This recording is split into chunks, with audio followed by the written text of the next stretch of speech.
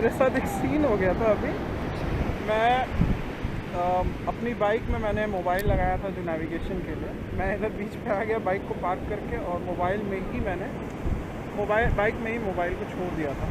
फिर मुझे अचानक से याद आया, मैं दौड़ा गया और वो पूरी मोबाइल वहाँ पे था और मैं बच गया, वरना गंदा वाला सीन हो सकता है। सो जब भी आप सोलो ट्रैवल कर रहे हो तो इन चीज़ों का ज़रूर ध्यान रखें कि आपको अपने गैजेट्स, अपने प्रॉपर्टीज़ को खुद ही टेक केयर करना है और कम से कम चीज़ों को कैरी करना है। सो अब बीच के मज़े लेते हैं और फिर थोड़ी देर में यहाँ से निकलेंगे।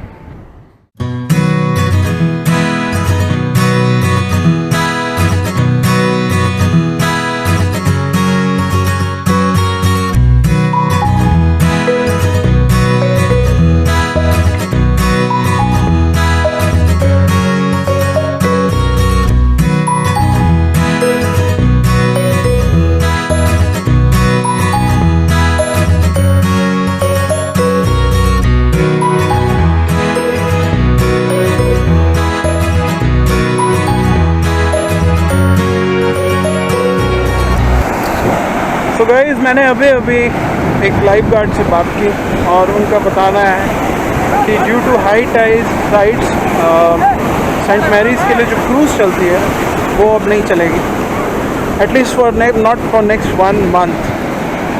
सो थोड़ा डिसअपॉइंटिंग है ये, क्योंकि मैं एक्सपेक्ट कर रहा था कि आज मैं रुका हूँ उडुपी में तो शायद मैं सेंट मैरीज़ आइलैंड जा पाऊँगा और आपको कुछ अच्छे और सीनिक थिंग्स वहाँ पे दिखा पाऊँगा। वहाँ बहुत ही खूबसूरत है, बट अब क्या ही कर सकते हैं। जैसा मैंने पहले ही कहा था, अगर वो किस्मत में नहीं है तो आपको कोई नहीं दे सकता, और किस्मत में है तो कोई नहीं छीन सकता। तो शायद इस बार की ट्रिप के लिए हमारी वो किस्मत में नहीं था, बट कोई नहीं, नेक्स्ट ट्रिप में अपन ज़रूर आपको सेंट मैरीज़ आइलैंड दिखाएंगे, दैट फॉर श्योर। और नेक्स्ट ट्रिप उडुपी की होगी, डेफिनेटली होगी, शायद नेक्स्ट टाइम ग्रुप में होगी, तो देखते हैं।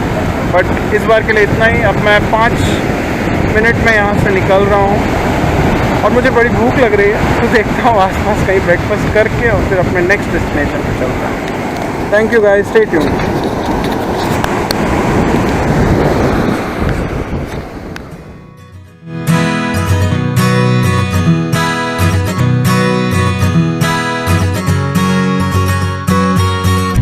तो दोस्तों, मैंने अभी कॉर्पोरेशन बैंक का हेरिटेज म्यूज़ियम जो है, कॉइन का म्यूज़ियम है, उसका विज़िट किया। अनफॉर्चुनेटली मैं आपको वीडियो नहीं दिखा पाया, और उसका रीज़न ये है कि वहाँ पे कैमरास अलाउड नहीं थे।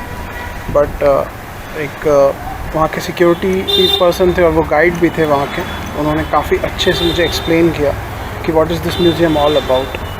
सो यहाँ म्यूज़ियम के जो फाउंडर थे बेसिकली कॉर्पोरेशन बैंक के, उनका ये घर था और उनकी डेथ के बाद ये म्यूज़ियम में कन्वर्ट कर दिया गया। यहाँ पे आप बेसिकली देख पाएंगे कि बहुत सारे डिफरेंट तरह के जो नोट्स हैं और जो कॉइन्स हैं उनकी हिस्ट्री के बारे में, उनके कलेक्शन के बारे में। और मुझे कुछ ऐसी चीज़ें पता चली जो शायद मुझे पहले नहीं पता थी, जैसे कि डिपेंडिंग ऑन कि वो कॉइन कहाँ मैन्युफैक्चर हुआ है, लाइक नोएडा में या मुंबई में या कोलकाता में, कॉइन का जो स्ट्रक्चर होता है वो डिफ़र करता है, और based on that we can identify कि एग्जैक्टली ये कॉइन कहाँ पे मैन्युफैक्चर किया गया।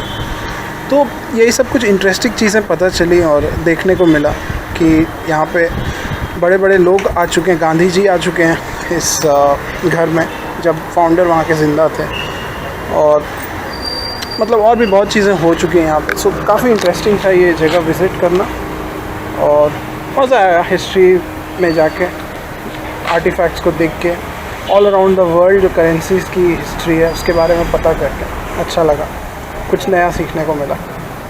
सो अब मैं यहाँ से निकल रहा हूँ और मैं नेक्स्ट जा रहा हूँ मट्टू बीच। सो मिलता हूँ मैं आपसे। सो क्या हाल दोस्तों, मैं पहुँच चुका हूँ यहाँ पे मंडू बीच। ये काफ़ी शांत बीच है, काफ़ी सिक्योर्ड लग रहा है।